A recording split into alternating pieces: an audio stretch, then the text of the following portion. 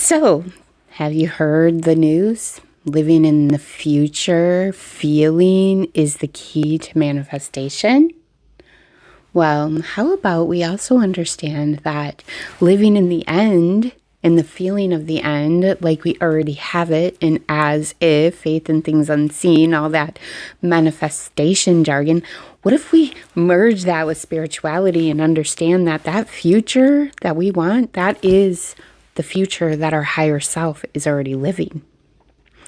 Our higher self is our future self, and to live in the future desire is to be at one with our future self. And so how do we start to merge with our future self, that higher vibrational part of ourselves, and bring it down into the now, which is really what living in the end is describing? So I figured out a way.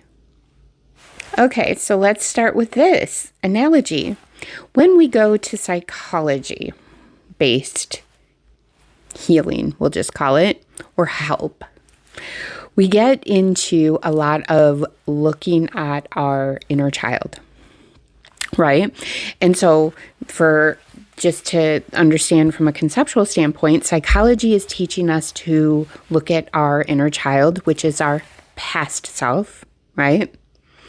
And then as we start to go through expansion, awakening, or whatever you want to call it, spiritual teachers tend to tell us to merge with our higher self, right? So that would be kind of our future self, so to speak. So if we kind of really understand, those two modalities of self-help, right, then maybe we could just understand that, there are many fractals of ourselves that are a bigger part of who we are expanding. Time and space aren't real, because we can go to that child self and talk to her. We can go to that future self and talk to her. We can embody all of it right now. That's what it means to be in the present moment. And, time and space don't exist. We are eternal beings, all of that. Maybe we should have a little thing about that. So, it's like the five senses teach us that this is time and space. I look at the clock, it's 11. Space is, I'm surrounded by this area. But really, our eternal being is everything, everywhere, all at once. And what that means is we're just pure consciousness. And the way that I teach that in meditation is, when we close our eyes, we can picture something. So, if I told you picture a car that you had 10 years ago, and you look in your mind's eye, you will see it. If I tell you to close your eyes and say it within yourself, say the name of the car. And then if, you wanted to just really think about that, you saw and heard without your eyes or your ears. That is your eternal being. Outside of time and space, it's your etheric being. It is your, 99%, because science says we only see 1% of reality. And so we can get in tune with that part of our reality by understanding that it's not part of our five senses, right? Because you can hear yourself talk without ears, and you can see things without your eyes. So that's just a little synopsis to get us to understand that we are eternal beings. We have an eternal presence. There's no time and space. We can go anywhere, anytime, and it's not woo-woo. That's where I think we get screwed up. It's not woo-woo. We're not actually going to these places physically like ghosts or, spirits or anything like that. We're just able to move our consciousness wherever we want. And then I also teach in meditation, move your, consciousness to your toe and wiggle it. Consciously do that, because unconsciously we do things all the time, but we're trying to become more conscious of our eternal being. So with that in mind, let's get into this past and future self so we can be present in our eternal soul and start to be our higher self, because that's what this video is about, right? Okay. So the number one thing we have to recognize, therefore, from what I just described, is that we are very rooted in that 1% in our five senses. We're very rooted in that. And so what I want to kind of describe in this, so that we are outside of our boxes of what we think we are capable of. We are outside the parameters of what our current reality is dictating to us, just kind of like the Neville Goddard and the Law of Attraction type videos that everybody's kind of skewing towards, which is, live in the end in the feeling, right? Which this is just another way to describe how we do that without it seeming too woo-woo or hard, right? And so the way I would like to describe that, just by what I was telling you about your eternal beingness, we're not going to overanalyze our childhood self and why we have these beliefs or boxes or anything like that. And we're not going to get too deep into, I got to get this feeling, I got to get this frame of reference, I want the boat, and I have to live in that. No, what we're trying to do is create a separation from our ego and get more in tune with our soul. That's first and foremost, because once we get that, then we're our higher self. We're that wise sage. We are the creator of our reality. We're outside of the ego parameters. And that is, to me, that is union with your higher self is I'm going to fall energetically into the plan that I already wrote before I came here, into this third dimensional reality. What? You don't think that you wrote a good plan for your life and you're just clawing and scratching to really rid yourself of all the ego and the cultural indoctrination and all the things that made you believe that you can't align with that frequency to have what you already wrote, the divine plan? It's really easier than that. Picturing the boat and getting the feeling every night. Because what being in union with your higher self and your eternal beingness provides is peace, joy, love. You wouldn't even care if you had a boat. But the beautiful thing, and I'm sure you've all heard this before, is when you don't care, it comes. It's because you're really out of this ego system that causes self-sabotage, causes you not to be able to function appropriately, causes you not to pay attention to the signs and synchronicities that your higher self is providing you. And so I hope you're getting where I'm going with this. The goal is to pop out of time and space and be part of that ethereal being that you are. So, okay, story time. All right. So, to get in line with who I truly wanted to be, I hit my awakening and I was way off my path. I, was in corporate America, worked my all the way to the top, and I was miserable. And I knew, going back to, for some reason, that quote in the Bible really stuck with me. I just started reading the Bible big time through my awakening, never really had a lot of previous knowledge about it, but was be as the little children or do what you first loved.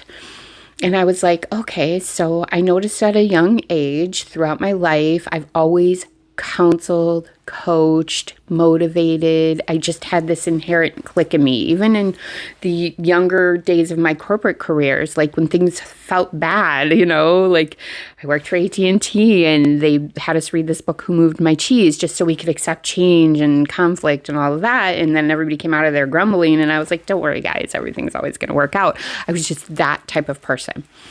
Okay, so fast forward, as I started going through my awakening and I was way off track of what I was meant to be, I realized I am a great speaker of light. Okay. But when I'm triggered, I'm not so good.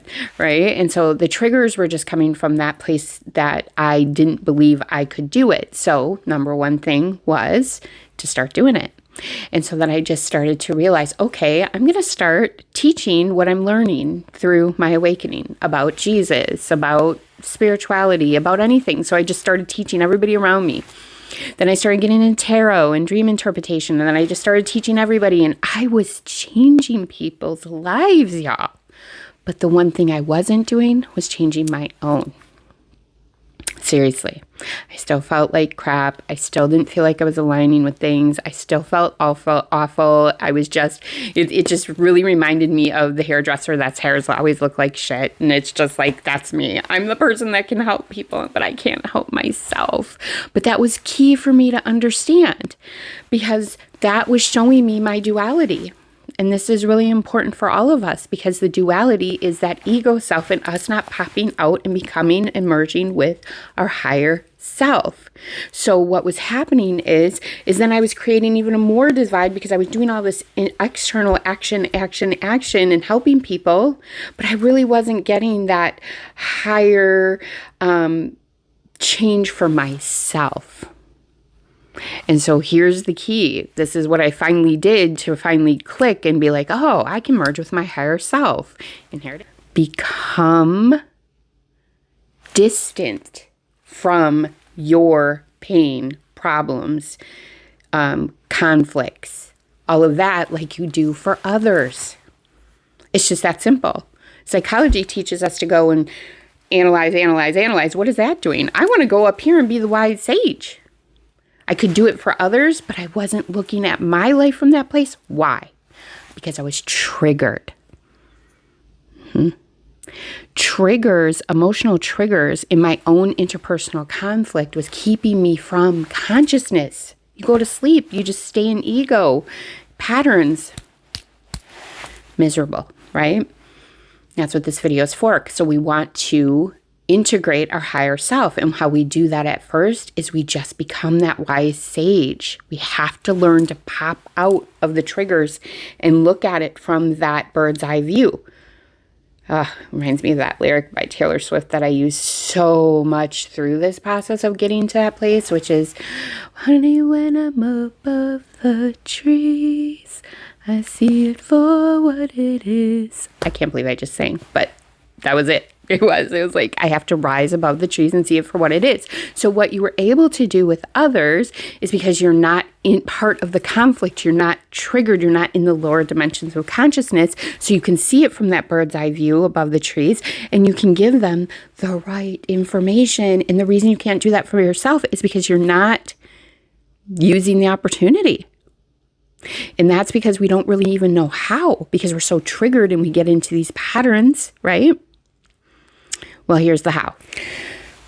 When you can finally have enough pause, which I talk about a lot on this channel, when you're triggered, then when you're feeling better, what we tend to do is just go back to life. Oh, great, I feel better. We gotta stop that.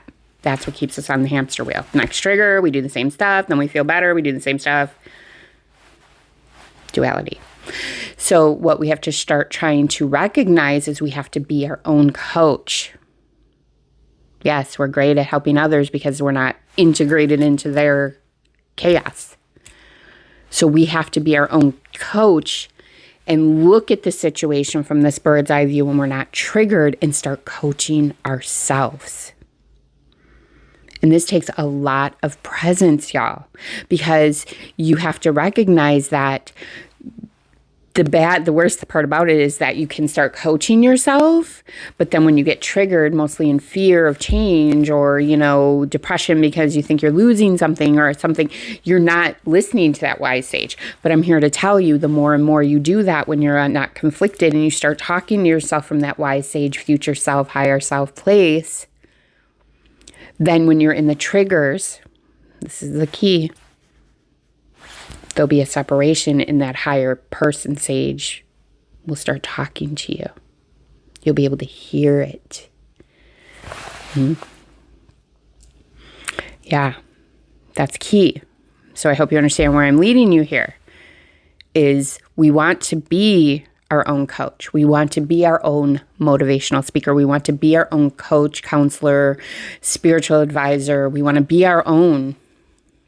But are we really able to tune into that higher self when we're in the lower dimensions and for most of our lives? Nope. But this is where we start now. And we do this because we have always been the subject, the main character and we've been subjective about things, and we have to become objective. We can help others because we're objective to it and they're the subject. But for ourselves, we have to be objective to our subjective reality. And so that means that we have to take ourselves outside of the triggers and coach ourselves. And then the biggest key is that when you recognize from that objectively looking place onto the situation when you're not triggered anymore, and you say, I see, he said this, and then it triggered me because that's a wound or a misalignment for myself or something that I have to recalibrate. And so next time, and this is key, y'all, you don't go too far too fast, because then you create resistance and then you start beating yourself up for not overcoming something from that coachy place.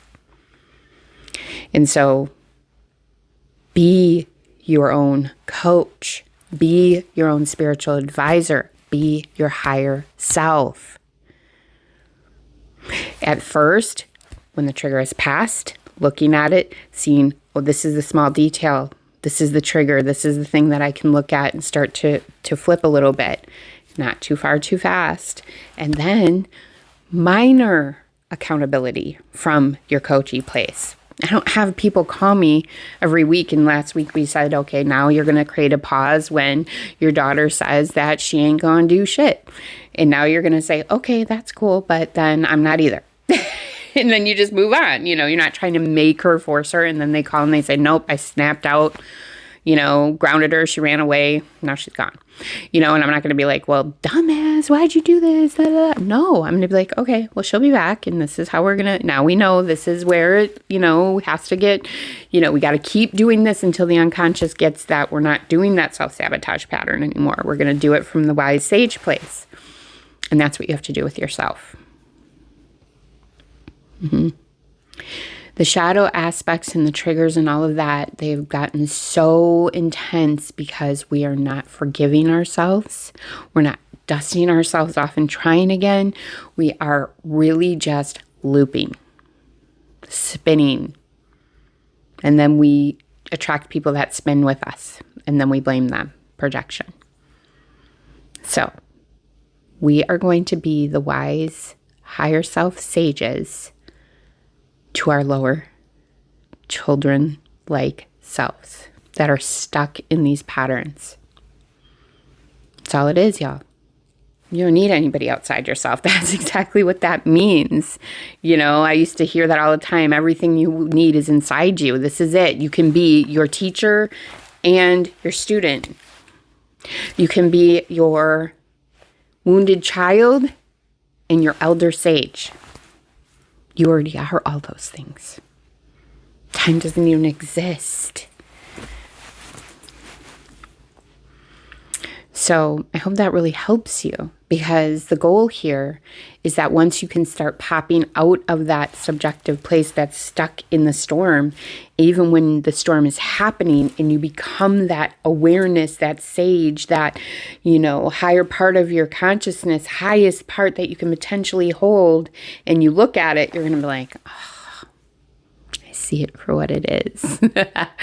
It's a great feeling too, because I love Eckhart Tolle, by the way, and I hope I'm going to wrap it up with this. He said something that made me stay this path. He said, once you see it from that higher place of consciousness, even for 1 second, that means that pattern, that ego part, that pain, that suffering, that part of you is unraveling, and it's going to go to the light.